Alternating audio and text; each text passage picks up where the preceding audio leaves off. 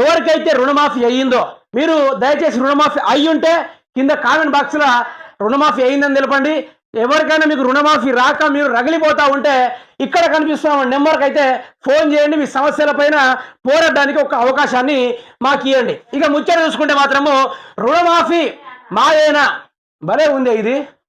మాయేరా అంత మాయేరా, మనిషి అన్నదే జాడ బతుకు లేకుండా మాయేరా అన్నట్టుగా రుణమాఫీ మాయేనా. 2 విడతల్లో 1,00,000 మాఫీ అని ప్రచారము. రుణమాఫీ కాలేదని రైతన్నుల ధర్నా. కామారెడ్డి జిల్లాలో బ్యాంకు ముట్టడి, పురుగుల మందు డబ్బాతో నిరసన. మంత్రి పొన్నంకు తగిలిన మాఫీ సగలు, రేషన్ కార్డు లేని వాళ్ళ సంగతి ఏందని రైతన్నుల ప్రశ్న.